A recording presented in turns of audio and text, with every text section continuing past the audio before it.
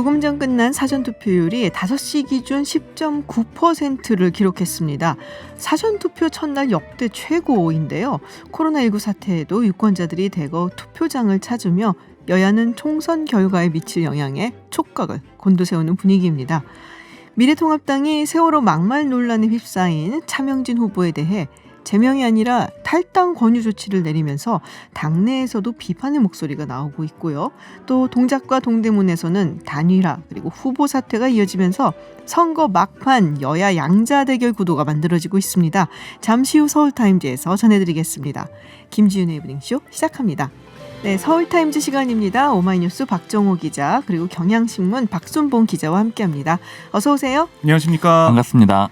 네, 오늘 사전투표 첫날이었습니다. 투표율이 굉장히 높았다고. 와, 네, 어떻게 된 일인가요? 네, 아까 잠깐 전해주시긴 네네. 했는데 다시 한번 말씀드리면 이 오후 5시 기준으로 이 전체 유권자 4,399만 4,247명 중에 네. 이 10.93%입니다. 우와. 이 480만 7,946명이 투표를 했습니다. 좀 인상적인 거는 이 여권 강세 지역이 투표율이 특히 높았어요. 오. 전남이 16.76%를 기록했는데요. 네네. 뭐 전북, 광주 이런 곳들도 비슷한 수치를 보이면서 높았어요. 그러니까 좀 지지층이 확실한 곳들이 이 많이 투표를 사전에 하러 나왔고요. 네. 이 반면에 대구, 경기, 울산, 뭐 서울은 상대적으로 적었습니다. 이 대구 같은 경우에는 이 코로나19의 피해의 그 여파로 좀 해석이 되고요. 그렇군요. 이 반면에 수도권 지역은 좀 부동층이 많은 것 아니냐 이렇게 전문가들은 분석을 하고 있어요. 아직 네네. 누구를 찍을지 확실히 결정을 하지 아하. 못해서 투표장에 선뜻 나오지 못한 겁니다. 그렇군요. 지금 보니까 전북 지역이 15.7%, 네. 광주 14%, 전남이 가장 높네요. 16.8%. 네, 오후 5시 기준입니다. 저도 가고 싶었는데 근무하느라고 못 가고 내일 가려고 합니다. 그렇군요. 저는 다녀왔습니다. 다녀오셨어요? 근무 네. 중에? 쉬는 날이죠. 오늘 이 라디오에 출연을 위해서 연차를 내셨어요? 네, 쉬는 날이라서 그래서 겸사겸사 또 투표도 하시고. 거기도 그러니까- 보고 싶었어요. 어떻게 오늘 투표를 하는지. 근데 생각보다 사람이 정말 많았고요. 서울은 네. 상대적으로 투표율이 낮았다고 하는데 많았고 좀 오래 기다려야 됐던 게 그 거리두기. 그것도 그렇고요. 네. 이 발열 체크도 다 하고 비닐 장갑을 일일이 나눠줘서 그걸 끼고 이 투표를 하는 이런 과정이 있어가지고 평소보다 더 시간이 많이 투표소로 걸렸습니다. 들어가서 하는 그 전의 과정이 좀 많기 때문에 시간이 네. 조금 더 걸리긴 하겠네요. 미끄럽지 않던가요? 비닐 장갑 끼면 미끄러워서. 네, 그런 거는 크게 어렵진 않았어요. 이게 그리고 길잖아요. 비례정당이 투표용지. 많아가지고 35개 정당이라서 네. 50cm. 길어서 또 칸도 되게 좁고. 박순봉 기자 키 커요. 아니 그렇게 얘기는 아니고 제가 작아서 제가 약간 칸이- 걱정이 되는데 칸이 좁아서 제가 이게 꼬꼬마라서 네. 네. 미끄러워서 너무 걱정 안 이게 하셔도 빗나갈까 봐. 되는 게 네. 이제 어느 정도 생각하신 이름이 있을 테니까 그것만 가지고 가시면 금방 어렵지 않더라고요. 글씨가 커서. 네. 그렇군요.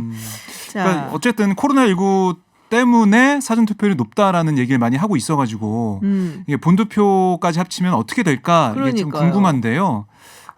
그래도 지난번만큼이나 아니면 지난번 좀 높지 않을까라는 생각이 들고 코로나19라는 게 이제 어떻게 보면은 변수가 아닌 상수가 된 것 같아요. 네. 지금 확진자도 줄어들고 있고 그다음에 코로나19도 마스크 쓰고 손 잘 씻으면은 괜찮다라는 인식이 많이 퍼져가지고요. 그리고 지난번 4번, 그러니까 이전까지 4번 정도 사전 투표를 했는데 이제 아시는 것 같아요. 편하다. 그렇죠. 사전 편하죠. 투표는 사실은. 어디서나 할 수 있잖아요. 맞아요. 맞아요. 예, 신분증만 있으면. 그래서 뭐 이 본투표에 지정된 데 가서 하기보다는 편하게 직장에 가다가 아니면 점심시간에 이렇게 할 수 있으니까요. 많이 지금 하신 것 저희 같아요. 청취자분들 중에서도 투표 이미 하셨다는 분들이 막 지금 뭐 보내주고 계세요. 분들을 발키리님 살짝 회사 근처에서 하셨다고 점심시간에 나가서 하셔도 되고 필처음님께서 그렇게 네. 점심시간에 할 수도 있다. 몰래 나가서 네. 할 걸. 사실 엔돌핀님도 직장인 그렇게 입장에서 보내시고. 너무 좋죠. 미리 네. 하면 권리도 행사를 해놓고 또 그 투표 당일에는 온전하게 또 하루를 휴식을 즐길 수 취할 있고 수가 있으니까요. 쉬고 그럴 수가 있으니까. 네. 근데 저는 약간 옛날 사람이라는지 투표는 투표일에 하는 게 제 약간 이랬었거든요. 살짝 흔들리기 시작했어요 지금. 장단점이 있어요. 네. 먼저 사전 투표하면 홀가분한데 대신 투표일에 허전해요. 뭔가 해야 될 것 투표해야 되는데 같은데. 다른 사람 가고 있는데 난 뭐지? 막 이런 생각이 들더라고요. 그렇군요. 박정우 기자는 내일 간다고 하셨고 지금 저는 뭐 박순봉 기자는 이미 하셨고 박정우 기자 내일 가시니까 저는 투표일 날 하겠습니다. 비교가 되겠네요. 네. 자, 정치권도 지금 뭐 사전 투표에 참여를 하면서 투표를 독려하고 있다라는 이야기가 있습니다. 네, 각 당 후보들이 많이 참여를 했고요. 네. 참여하면서 독려를 했고 그리고 전화가 많이 왔습니다. 여러 후보들한테 저는 그 지역 후보 그 지역에 사는 주민도 아닌데 전화 가서 사전 투표하십시오. 문자 저도 진짜 많이 왔어요. 어떻게 번호를 알고 하는지는 잘 저도 모르겠지만 제 호남 번호가 지역에서 저한테 공개가 보내는 되는 거지. 것 같아요. 네. 지상우 후보한테 또 전화도 왔었는데 네. 지상우 후보만 있는 게 아니고 심은하 그 부인 심은하 오. 씨도 같이 얘기를 하더라고요. 아 그래요? 열심히 끝까지 들었겠다. 들었습니다. 거봐. 어쨌든 그런 메시지가 많아서 이렇게 독려를 했고요. 네. 뭐 더불어민주당 이해찬 대표와 이종걸, 우이종 더불어시민당 공동상임위 선대위원장이 대전에서 투표를 했고요. 미래통합당에서는 박형준 공동선대위원장이 부산에서 투표를 했습니다. 뭐 한국당의 원유철 대표, 김정환 민생당 대표, 정의당 심상정 대표도 투표를 했고요. 네. 근데 뭐 그 이낙연 민주당 후보, 황교안 통합당 후보 서울 종로에서 맞붙죠. 이 두 후보는 본투표 당일 네네. 15일에 한다고 하고요. 김종인 통합당 총괄선대위원장과 심재철 원내대표, 손학규 민생당 상임선대위원장, 안철수 국민의당 대표도 15일에 투표 왜냐면은 예정입니다. 15일에 이렇게 딱 기자들이 몰려 있잖아요. 그 투표소에 사진 찍어야 되거든. 부인과 함께 가서 이렇게 딱 투표함에다가 투표용지를 넣는 모습. 이게 또 이제 그 저녁 뉴스에도 나오고 그렇죠. 이렇기 때문에 그 분산을 사진을 한 찍어주셔야 건가요? 돼요. 네. 자, 문재인 대통령도 사전 투표를 했다라고 알려져 있는데 그리고 그렇습니다. 오늘 빌 게이츠, 네, 마이크로소프트 창업자죠. 빌 게이츠와 통화를 했다. 코로나19에 관련된 이야기라고 그렇습니다. 들었습니다. 빌 게이츠 이사장이 계속해서 코로나19 관련된 얘기 많이 하잖아요. 네. 백신 치료제 얘기 많이 하고 있는데요.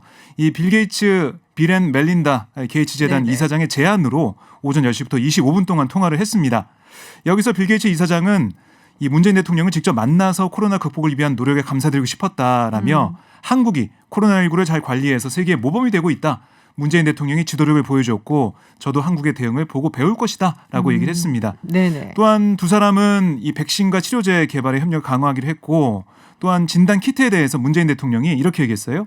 개도국 상황이 염려스러워서 취약한 국가들을 대상으로 인도적 지원을 하고 있다. 특히 한국산 진단 키트 지원 요청이 많아서 가능한 많은 도움을 줄 수 있는 방안을 적극 모색 중이다라고 설명을 했습니다. 그러자 게이츠 이사장은 대단히 감사하다. 여러 나라의 진단키트를 지원한다는 사실 자체가 한국이 코로나 대응에 성공했음을 뒷받침하는 것이다라고 강조했습니다. 게이츠 재단, 그러니까 빌 게이츠 창업자. 네. 이분이 사실 욕을 굉장히 많이 먹었었거든요. 예전에는 그 뭐 담합이나 뭐 이런 것 때문에도 독과점이라고 얘기를 하겠죠. 그렇죠. 네, 그러다가 부인을 잘 만나서 이 멜린다 게이츠. 네. 그런 건가요? 네, 그래서 게이츠 네. 재단 세우고 굉장히 그러니까 인도애적인 뭐 그런 여러 가지 일을 많이 했죠. 자선 부인을 잘 사업이나 만나면은 기업 기부나 같이 바뀔 수 뜨는 있다. 거죠. 네, 그래서 요새는 굉장히 뭐랄까요, 여러 가지 자선 활동이라든지 기부라든지 특히 아프리카에서 그 아픈 아이들을 위한 뭐 여러 가지 활동을 많이 해서 칭찬을 많이 받고 있습니다. 그래서 당연히 코로나19에도 관심이 네. 많은 걸로 알려져 있죠. 지금 청취자분들이 투표 많이 하셨어요. 지금 계속 보내주고 계셔요. 저도 투표했어요 하고. 네. 와, 뭐 주미 1088님, 뭐 그리고 산넘어 남촌님도 그러셨고, 그리고 네. 곽광님, 또 9562번님, 뭐 아주 많으십니다. 투표 열심히 하는 우리 청취자 자랑스럽습니다. 네. 네, 이브닝 쇼의 청취자분들 수준이 보통 이렇습니다. 네. 네, 재외선거 개표 이거를 원래는 보내오지 않나요, 항공편으로? 네, 근데 원래는 공관에서 한다고요? 맞습니다. 이게 네. 원래는 국내로 가져와서 개표하는 거거든요. 그런데 예상하시듯이 코로나19 때문에 이 항공편의 운항이 중단이 돼서 이 국내로 가져올 방법이 없어서 선택한 일종의 차선책입니다. 네네. 이 17개국 18개 제외 공간에서 그 공간 개표를 할 예정이고요. 이게 2012년 재외선거 제도가 도입된 이후에 처음 있는 일이라고 합니다. 그렇군요. 이게 또 이런 식으로 또 결과가 있습니다. 자, 앞에 오프닝에서도 제가 좀 전해드렸는데요. 통합당 윤리위원회가 이 차명진 후보 세월호 유가족 그리고 자원봉사자 사이에 부적절한 일이 있었다라는 이야기를 해서 좀 물의를 일으켰는데 제명이 아니고 탈당 권유를 했어요. 김종인 위원장은 제명 이야기를 했던 것 같은데. 네, 이거는 사실은 이 김종인 위원장의 말을 황교안 대표가 좀 거부했다. 이렇게 저는 해석을 할 수 있다라고 보는데요. 그러니까 왜냐하면 일단 방금 말씀하신 대로 김종인 위원장 의지는 정말 강력했잖아요. 뭐 어제 사과한 것도 많이들 보셨을 텐데 뭐 사과할 때 죄송하다, 송구하다 이런 표현 4번 썼고요. 허리는 3번 숙였습니다. 그러니까 굉장히 미안하다라고 했고 또 후보자로서는 있을 수 없는 발언이다 이런 표현도 얘기를 했었어요. 네네. 그런데 저희도 그리고 또 전화를 해보면 선대위 측이 혹시 윤리위에서 뒤집어지면 어떡해요? 이렇게 물어보면 그거 절대 걱정하지 마라. 무조건 제명이다. 이렇게 호언장담을 했었거든요. 네네. 근데 이제 오늘 아침에 뒤집어진 겁니다. 그러니까 이게 윤리위라는 건 사실은 이 당 지도부 특히 당 대표의 의중을 그대로 반영할 수 있는 사람들로 구성이 돼 있어요. 그러니까 윤리위가 최고위의 뜻에 반해서 어떤 결정을 한 적이 없습니다. 그러니까 이 말은 곧 황교안 대표의 의중이라고 볼 수가 있는 거고요. 그러니까 김종인 위원장은 이 정도로 강하게 나가고 싶었지만 네네. 황교안 대표는 그 정도까지 갈 건 아니다라고 한 거고요. 사실 당내에서도 이런 게 조금 예견도 됐었는데 이 이진복 총괄선대본부장 같은 경우에는 좀 이 김종인 위원장이 첫날에 제명해야 된다라고 얘기를 하니까 좀 신중해야 된다 이런 식으로 얘기를 했거든요. 그러니까 당내 강경파들이 이런 의견들이 많이 있었고 이걸 황교안 대표한테 얘기를 했을 겁니다. 그래서 일반 국민들의 인식과는 조금 거리가 있는 그런 결정이 내려진 셈입니다. 그런데 이 수도권 후보들도 오늘 보니까 아주 막 네. 난리더라고요. 이제 이 결정이 내려지고 나서 그러니까 이게 당내에서도 다수 의견이 아니라고 느껴졌던 게 막 연락이 와서 한탄을 하는데 이 당 때문에 선거를 치를 수가 없다. 그러니까 수도권의 한 후보는 이미 막말로 선거를 망쳤는데 징계권으로 쐐기를 박았다. 이 세월호에 대한 인식이 우리 당의 한계를 좀 드러낸다 이런 얘기를 했습니다. 그러니까 수도권이야 지금 사실은 뭐 통합당이 이렇게 쉬운 건 아니라고들 이야기들을 하고 있는데 그리고 경쟁이 많이 붙은 곳들도 많고 네. 그래서 그런 면에서 수도권에 있는 의원들 또 후보들이 굉장히 조금 뭐 속상해한다라는 얘기 같아요. 저는 이 미래통합당 내부에서 네. 세월호 참사에 대한 인식이 오늘 이렇게 드러났다는 생각이 들어요. 네네. 세월호 참사에 대해서 교통사고다라는 얘기도 했었고 유가족들 향해서 여러 가지 막말 논란이 있었고 그런 얘기가 있을 때마다 그걸 뭐 두둔하는 목소리가 계속 나왔거든요. 이번도 마찬가지고요. 그래서 그게 윤리 결정에 반영되지 않았나 생각이 듭니다. 근데 이러면은 이제 김대우 후보 지금 재심 신청 들어가 있고요. 네. 그리고 차명진 후보도 일단은 선거에 뛰게 되겠네요. 우선 오늘 윤리위가 네. 이 김대호 후보가 낸 재심 청구는 기각을 했습니다. 그래서 김 후보는 등록 자체가 무효가 돼서 통합당 후보가 되지 않는데 그렇군요. 문제는 뭐냐면 다만 투표용지에 인쇄가 됐잖아요. 네네. 그래서 이름은 남아 있어요. 남아 있는데 후보 자격이 상실됐기 때문에 지금 네. 무효가 되고요. 선관위도 투표 당일 투표소에 김 후보에게 투표할 경우 사표가 된다. 이 점을 안내하게 됩니다. 그러니까 어떻게 보면은 뭐 이렇게 단일화가 됐죠. 김성식 무소속 후보로 보수 단일화 된 셈이 됐고요. 네. 결과는 좀 봐야 될 것을 보이고 차명진 후보는 뛸 수 있습니다. 네, 뛸 수 있게 네, 왜냐하면 지금 탈당 권유이기 때문에 네. 탈당 권유는 뭐냐면 이 통지를 받은 날부터 10일 이내에 탈당 신고서를 제출하지 않을 때는 이게 그냥 제명이 돼요. 자동으로. 그러니까 10일의 시간이 있는 겁니다. 근데 지금 투표가 며칠 남았죠? 5일 남았죠. 5일 남았죠. 네. 그러니까 5일까지는 계속해서 뛸 수가 이 있다. 통합당의 후보로서 뛸 수가 있는 겁니다. 그렇군요. 자, 이 얘기 계속 나왔었어요. 그 N번방과 여권 인사가 뭐 연루가 되어 있다. 그 통합당이 주말에 아마 뭐 터뜨릴 수 있다. 자, 뭐 기자분들은 좀 들으신 게 있을 것 같은데. 그러니까 어제부터 이게 소위 네. 찌라시라고 하죠. 착한 박순봉 기자. 비속어를 말을 못해. 이게 돌았습니다. 그러니까 네. 여권 인사가 연루가 돼 있고 이 통합당이 주말에 공개를 해서 이걸 일종의 뭐 역전 카드로 사용을 할 거다 이런 종류의 찌라시가 돌았는데 그러니까 오늘 이 기자들이 물어봤을 거예요. 그 이진복 총괄선대본부장이 회의 끝나고 나왔는데 물어보니까 구체적인 사항은 보고를 못 받았는데 제가 알기로는 그렇게 주말에 공개할 걸로 그렇게 계획을 하는 걸로 알고 있다 이렇게 얘기를 했습니다. 그러니까 여권 인사가 관련돼 있다라는 그런 말도 함께 했고요. 그러니까 뭐 굉장히 큰 뭐 중요한 이슈가 됐죠. 그런데 이 오후에 안 하겠다라고 다시 공식적인 입장을 그래요? 냈어요. 그래서 아마 확실한 증거가 없었던 게 아닌가 그렇게 해석이 되고요. 이 당내에서는 사실은 이런 얘기가 나왔던 게 이 막말 파문이 계속 이어졌잖아요. 네네. 그러니까 이제는 막 돌이킬 수 없다 이런 얘기들이 막 돌았거든요. 그러니까 어떤 뭐 완벽한 새로운 카드가 필요하다. 뭐 그러면서 사실 제가 얘기를 들었던 건 이런 얘기들도 있었고, 그 다음에 뭐 황교안 대표가 당 대표를 뭐 자진해서 이 사퇴를 하지 않는 한 뭐 분위기가 반전이 안 될 거다 이런 좀 절박한 상황에서 나온 뭐 일종의 좀 해프닝으로 해석이 됩니다. 그렇군요. 황교안 대표는 오늘 큰절을 했더라고요. 기자회견에서 신발을 벗고 맨 땅에 큰절하는 모습이 보도가 됐었는데 뭐 그 사과를 하면서 또 지지를 호소하는 그런 모습 보였습니다. 그러니까 통합당 입장에서는 반전할 수 있는 카드가 절실한데 그 중에 하나가 이게 되지 않겠냐라고 기자들도 봤었는데 흐지부지 된 상황이 됐고요. 그렇군요. 민주당 쪽 얘기를 들어보면 아니 만약에 이렇게 이름이 나오면 그걸 어떻게 알았냐라는 얘기가 역풍이 불 것이다.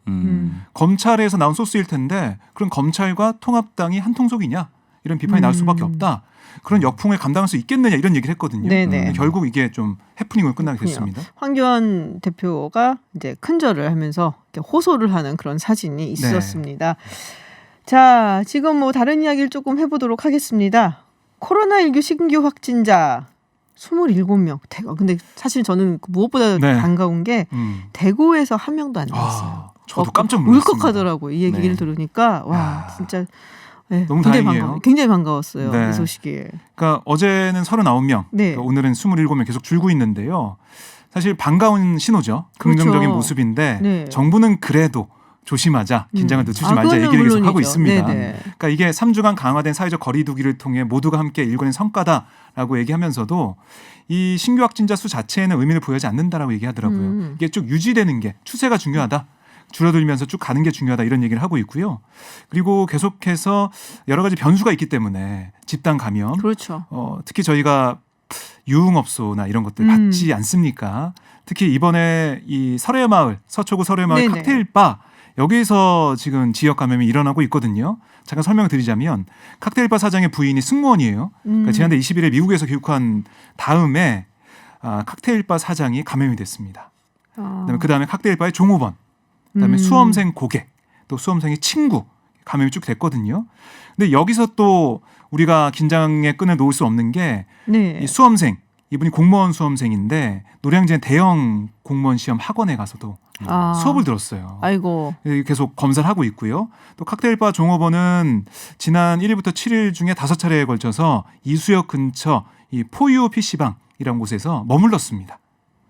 그러니까 이게 딱딱하면은 집단 네. 감염으로 번지기 굉장히 그러니까요. 쉽거든요. 아직은. 그래서 네. 방역 당국도 우리가 이 27명 여기에 집착할 게 아니라 계속해서 사회적 거리도 유지해야 된다. 긴장감 놓으면 안 된다. 마스크 꼭 쓰고 손 씻어야 된다. 이렇게 얘기하고 있는 겁니다. 네.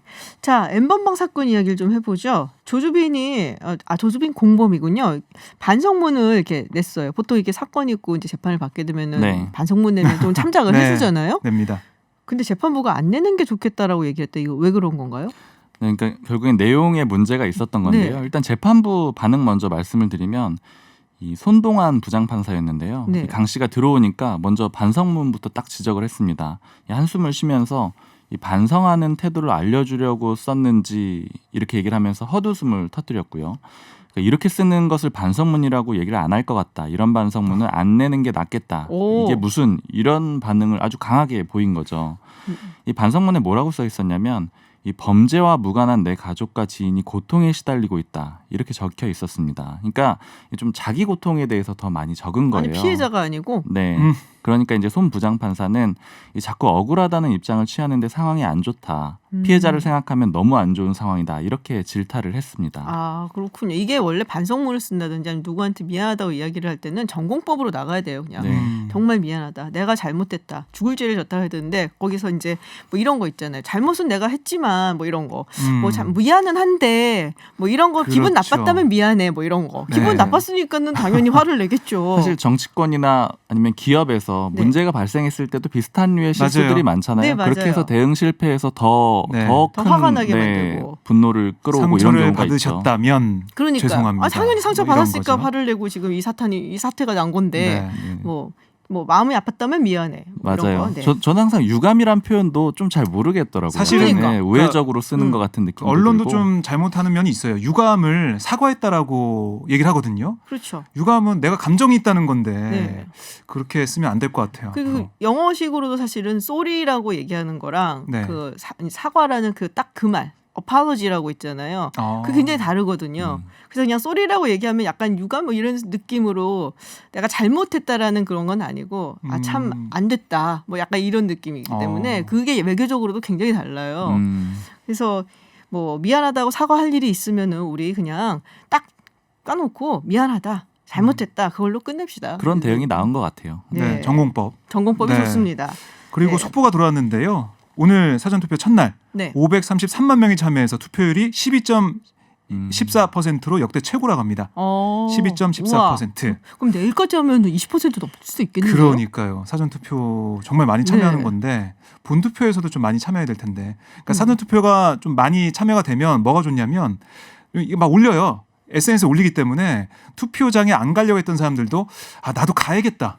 나도 하고 싶다. 이런 좀 감정이 들거든요. 네. 저만 그런가요? 아니 그런 감정이 들고 들죠? 그 예. 분산 효과도 좀 있어서 좋을 것 같아요. 그러니까 코로나19 때문에 좀 부담스러운 맞아요. 분들이 있을 텐데 미리 앞서서 많은 분들이 투표를 했기 때문에 그 당일에 조금 더 숫자가 조금 줄어들기도 그전보다는 하고. 적을 걸로. 그렇게 네. 사람이 많지는 않겠구나. 이미 많이들 했으니까 이런 네. 생각들을 할 수가 그래서 있겠죠. 또 염려되던 분이 또 나갈 수가 있고 네네. 코로나19 염려하시는 분들이 그런 긍정적인 효과가 있을 것 같습니다. 네. 아, 청취자분도 계속 지금 문자 보내주고 계세요. 그냥 이제 본인들도 사전투표 이미 하고 왔다고.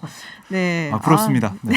이제 우리 박정우 기자 부러워하면서 내일 간다고 하네요. 지금 1207번님도 방송 많이 듣고 계시다고 하시는데 서울역에서 사전투표를 하셨다고. 네. 근데 이제 조금 관내 투표랑은 조금 다른가 봐요. 네. 그리고 네. 손소독하고 비닐장갑 받고 거리두기 1m. 그리고 신분증 제출 그리고 마스크를 쓰고 가셨다가 벗고 투표용지 2장 받아서 찍고 아주 자세하게 써주셨습니다.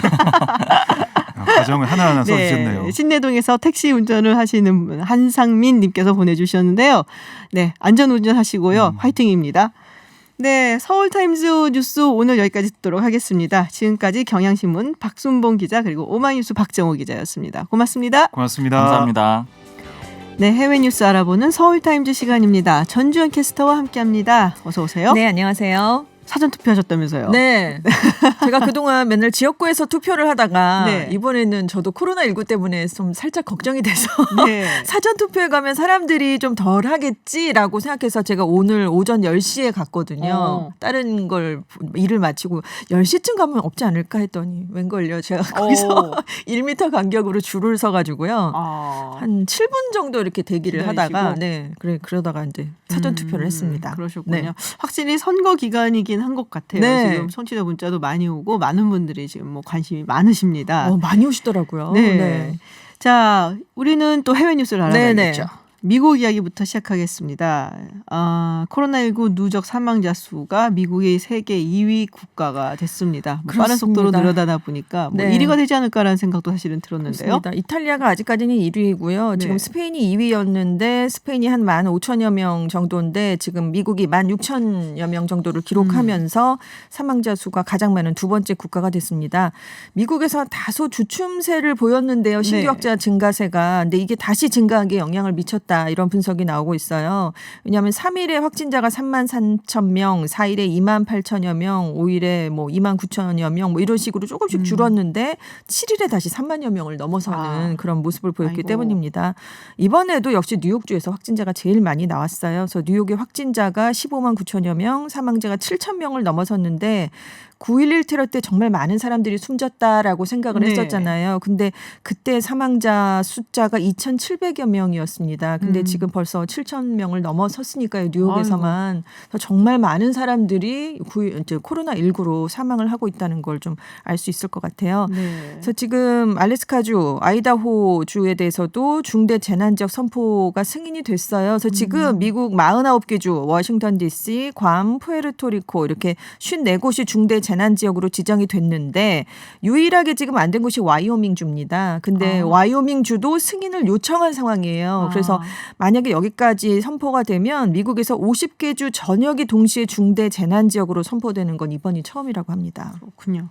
자, 일본이 굉장히 심각해진다라는 얘기가 있는데 네. 일본 도쿄도가 지역 내 유흥시설 그리고 대학 등에 대해서 내일 0시부터인가요? 휴업을 요청을 했습니다. 그렇습니다. 고이케 도쿄도지사가 오늘 노래방, 나이트클럽을 비롯한 유흥시설 네네. 그리고 면적이 1,000제곱미터를 넘는 대학 같은 교육시설, 도서관, 미술관 등의 다중이용시설에 대해서 내일 0시부터 휴업에 들어갈 것을 요청했습니다.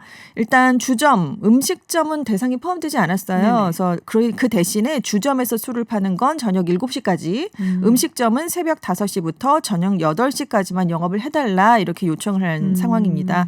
이제 의료시설, 백화점, 노인보호시설, 슈퍼, 금융기관 같은 생활유지시설은 그냥 지금처럼 영업을 계속할 수가 있게 됐어요. 그래서 만약에 휴업 요청에 참여하면 점포 한 곳을 운영하는 사업자에게는 50만 엔, 우리 돈으로 한 560만 원, 점포를 2개 이상 운영하는 사업자에게는 100만 엔, 우리 돈으로 약 1,100만 원을 협력금 명목으로 지급을 한다고 합니다. 사실 도쿄도가 백화점하고 미용업소도 포함시키고 싶어 했어요. 왜냐하면 이제 대상을 늘릴수록 훨씬 더 격리를 할 수 있는 건 좀 확실하니까요. 근데 일본 정부가 경제에 미칠 타격이 크다면서 좀 반대했습니다. 그래서 결국 정부 입장을 수용해서 최종 대상을 발표하면서 백화점, 미용업소는 좀 빠지게 됐어요. 네. 자, 보리스 존슨 영국 총리 이거 집중 치료실로 갖고 중환자실로 가서 네. 위독한 것이 아니냐라는 이야기가 나왔는데 좀 나아졌나 봐요. 일반 병실로 네. 옮겨졌다는 소식이 있습니다. 그렇습니다. 5일에 입원을 했다가 6일 저녁에 집중 치료실로 네. 갔다라고 말씀을 드렸잖아요. 거기서 치료를 받다가 사흘 만에 다시 일반 병실로 옮겨간 것으로 알려졌습니다. 그 일반 병실에서 정밀한 모니터링을 받으면서 계속 치료를 받게 되고요. BBC는 존슨 총리가 언제쯤 완전히 회복해서 업무에 복귀할 수 있을지 예측하기는 조금 이르다라고 얘기를 하면서 의료팀이 결정을 할 사안이다 이렇게 보도를 했고요. 그래서 당분간은 라브 외무장관이 총리 대행 역할을 계속 수행할 전망입니다. 네. 네. 저도 이 뉴스를 상당히 조금 주의 깊게 봤는데 이 미국에서 코로나19 네. 이 가장 큰 타격을 받은 인종이 이제 흑인, 그러니까 네. 아프리카계 미국인들이다라는 얘기가 나오고 있어요. 그렇습니다. 근데 이게 사실 어떻게 보면은 이제 소득 수준이나 네. 또 빈곤율 이런 거랑 상당히 좀 밀접하게 연관이 되어 있는 게 아닌가라는 생각이 드는데요. 아무래도 그렇습니다. 뉴욕타임스 같은 주요 미국 언론들이 미국의 많은 주에서 아프리카계 주민의 코로나19 확진 사례가 다른 인종에 비해서 훨씬 많은 것으로 집계됐다 이런 보도를 내놨는데요. 특히 일리노이주의 시카고, 위스콘신주의 밀워키, 루이지애나주에서 사망자의 70%나 아프리카계 미국인인 것으로 조사가 됐어요. 그래요? 근데 이들 지역 내에 아프리카계 주민이 그럼 이 정도로 많으냐 이렇게 살펴보면 한 3분의 1 정도를 차지한다고 합니다. 인구 비중으로는요. 근데 지금 사망자의 70%가 아프리카계 미국인이니까 정말 많은 흑인들이 사망을 하고 있는 그런 상황이죠. 그래서 지금 이 비율이 너무 놀랍도록 높다라고 워싱턴 포스트가 이런 기사를 지금 내놓기도 했습니다. 이유가 여러 가지 있을 것 같은데요. 그러니까 아프리카계 미국인이 폐질환, 당뇨병, 심장병 같은 기저질환을 앓고 있는 경우가 좀 많긴 했다고 합니다. 그래서 이 사람들이 아무래도 전염병에 더 취약해질 수밖에 없죠. 기저질환이 네네. 있으면. 그리고 상대적으로 이제 가난하기 때문에 네. 기저질환을 제대로 치료받지 못한 상황에서 바이러스가 퍼지니까 속수무책으로 당하고 있고요. 그리고 자가격리나 사회적 거리두기를 할 수 없다는 점이 좀 문제가 됐는데 왜냐하면 사실 화이트 칼라는 자택격리, 자택근무 같은 걸 할 수가 있는데 이 지금 아프리카계 미국인들은 상당수가 좀 소득이 낮은 네네. 업종에 종사를 하고 있습니다. 기술직이 청소부, 아니라든지 버스 기사, 상점 직원, 간병인 등으로 일을 하고 있어서 지금 굉장히 위험한 상황에 노출돼 있어요. 일을 놓을 수가 없는 상황입니다. 그래서 지금 미국에서 공공의료 서비스가 굉장히 취약하다. 특히나 네. 약자들에게 더 취약하다. 그래서 맞아요. 더 이런 사람들이 지금 위험해지고 있는 게 아니냐 이런 비판이 나오고 있고요. 근데 그 흑인들이 그런 마스크를 좀 썼으면 좋겠는데 아무래도 도움이 될 테니까요. 근데 일리노이주에서는 아프리카계 미국인 남성들이 마스크를 쓰고 마트에 갔다가 경찰의 제지를 또 받았다고 합니다. 또 수상하다 이렇게 여기는 약간 인종차별적인 요소가 네네. 있다는 거죠. 그래서 이 지금 아프리카계 미군들이 마스크를 쓰기도 그렇고 안 쓰기도 그렇고 굉장히 난감한 처지에 놓여 있다 이런 지적도 나오고 있습니다. 근데 원래 이 아프리카계 미국인들과 그 백인 네. 미국인들 간의 어떤 수명 차이, 네네. 기대 수명 차이가 상당히 좀 나긴 했었어요. 그렇죠. 그게 이제 좀 막 좁혀지고 있었는데 네. 그 원인 중에 하나가 그러니까 차이가 났던 원인 중에 하나가 영아 사망률이 상당히 높아요. 네. 예. 그리고 이렇게 말하기 좀 뭐하지만은 약간 소득 수준이 낮은 사람들 네. 그리고 티네이저 맘이라고 네네네. 하죠. 그러니까는 청소년 어린, 중에서 네. 아이를 가지게 돼서 네. 어쩔 수 없이 낳게 된 이런 경우들도 좀 많고 해서 아이를 잘 돌본다든지 이런 게 좀 부족하게 되고 네. 또 말씀하신 것처럼 공공의료보험이 잘 안 되어 안 돼 있기 있죠. 때문에 건강한 아이를 낳아서 키우기가 네. 힘들다는 거죠. 그래서 그런 이유로 해서 이 기대 수명이 조금 차이가 많이 났던 것이 네. 조금 나아지고 있다, 많이 좁혀졌다라고 얘기를 했는데 지금 이번에. 이 사건을 딱 보니까 여전히 이 네. 아프리카계 미국인들이 공공보험에서 사각지대에 있구나라는 그렇습니다. 그런 걸 좀 볼 수가 있습니다. 근데 이거는 굉장히 또 되게 속상하네요. 그렇죠. 마스크를 쓰고 네. 나가면은 또 이게 범죄자 취급을 당해갖고. 그러니까요. 네. 네. 이게 이제 사회의 어떤 좀 뭐랄까요 부조리라고 해야 되나요? 아니면 좀 어두운 면들이 네. 이런 일로 인해서 사실 드러나게 되는 네. 그런 모습을 볼 수가 있습니다. 자, 뭐 많은 분들이 좀 공감을 하실 것 같아요. 우리 사회는 조금 벗어나고 있는 것이 아닌가 싶은 생각은 드는데 지구촌 여러 곳에서 이 코로나19 때문에 우울증, 스트레스, 불안을 호소하는 분들이 많다고요. 그렇습니다. 특히 이제 사회적 거리두기, 격리 강화를 통해서 이제 네. 지인들하고 떨어져야 되는 경우들이 많이 발생하고 있잖아요. 그래서 지금 전 세계 수십억 명에게 외출 금지령이 내려진 상황이거든요. 그래서 수백만 명이 지금 이렇게 떨어져 지내야 하는 그런 네네. 상황인데 이렇게 고립이 되면 급성 스트레스, 불안, 우울증, 강박 장애를 포함해서 더 심각한 문제를 일으킬 수 있다라고 심리학자들이 경고를 하고 있습니다.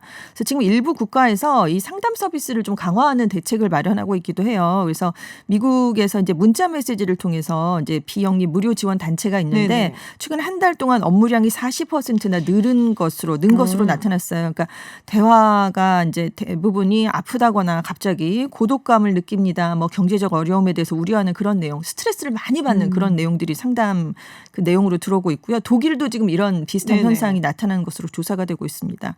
근데 이게 지금 단기에 그치지 않고 장기적으로 영향을 줄 수도 있다는 점이 더 큰 그렇죠. 문제가 되고 있다고 해요. 그런데 지금 현실적으로는 그러니까 몸이 아픈 쪽으로 의료 자원이 집중이 되고 있잖아요. 일단 신체적으로 어떤 증상이 확 나타나는 것에. 근데 지금은 눈에 보이지 않지만 앞으로는 이게 정신적인 건강 문제가 대두될 가능성이 있다라는 우려가 나오고 있습니다. 네, 미국 대선 이야기로 좀 넘어가 보도록 하겠습니다. 이제는 바이든 대 트럼프 대 바이든이 됐습니다. 뭐 11월 3일에 선거가 있긴 한데요. 이제 뭐 지금 여론조사들이 막 쏟아져 나오기 네. 시작하는 그런 시기인 것 같아요. 그렇습니다. 일단은 바이든 후보가 좀 앞서고 있다. 네. 네. 3일에서 6일 사이에 이제 실시한 여론조사 CNN을 비롯한 뭐 여론조사 업체가 조사를 한 것에 따르면 등록 유권자의 53%는 바이든 후보에게 42%는 트럼프 대통령에게 뭐 표를 던지겠다 이렇게 지지를 하는 것으로 나타났습니다. 지금 바이든 후보는 사실 CNN 여론조사에서는 3월 초부터 트럼프 대통령에 대해서 꾸준히 우세한 그런 모습을 네네. 보여왔어요. 바이든 후보는 코로나19 대책, 보건, 중산층 지원 분야에서 트럼프 대통령보다 높은 지지율을 얻은 것으로 나타났습니다. 반면에 경제 부분을 봤을 때는 트럼프 대통령을 더 신뢰한다가 약간 더 높은 것으로 나타났어요. 경제가 계속 좋았었고 그리고 경제는 그렇죠. 원래 공화당 후보들이 좀 강해요. 네, 네. 전통적으로. 그렇죠. 주가도 좋았고 예. 아주 좋았죠 성적이. 그래서 지금 CNN의 조사 결과로는 살짝 바이든 후보가 조금 더 높은 것으로 조사가 되고 있습니다. 특히 이제 여성들이 네. 지지율이 높은데 민주당이 여성들한테 좀 지지율이 높습니다. 그렇습니다. 공화당은 남성들한테 네. 강하고 그렇죠. 그래서 이걸 우리가 젠더 갭이라고도 이야기를 하는데 특히 트럼프 대통령 같은 경우는 여성 관련된 약간 좀 안 좋은 발언들을 많이 해서 그리고 추문도 많았고요. 네, 인심을 좀 잃었어요. 네. 그래갖고 아마도 이 젠더 갭이 좀 더 커지지 않을까라는 생각이 좀 듭니다. 앞으로 뭐 대선 곧 다가오게 되면은 뭐 우리는 뭐 총선이 가장 앞에 있지만 미국 대선 다가오게 되면 좀 더 재미있는 이야기들 많이 전해드리도록 하겠습니다. 저희가 급하게 이벤트를 하나 지금 마련을 했어요. 우리 제작진이. 우리 청취자분들이 사전투표 하시고 인증샷을 계속 보내주고 계세요. 그래서 오늘 방송 끝날 때까지 투표 인증샷 보내주시는 분들 추첨을 통해서 커피 쿠폰 보내드리겠습니다. 인증사진 없으시면요. 어디서 투표를 하셨는지 상세하게 보내주시면 됩니다. 네. 보내실 곳은 50원의 유료 문자 샵 0951 TBS 앱으로 보내주세요. 네, 칭찬하는 의미에서 마련했습니다. 많이 참여해 주세요. 네, 해외 뉴스 알아보는 서울타임즈 지금까지 전준 웨싱캐스터와 함께했습니다. 고맙습니다. 네, 감사합니다. 네, 저는 7시에 김지윤의 픽으로 돌아오겠습니다.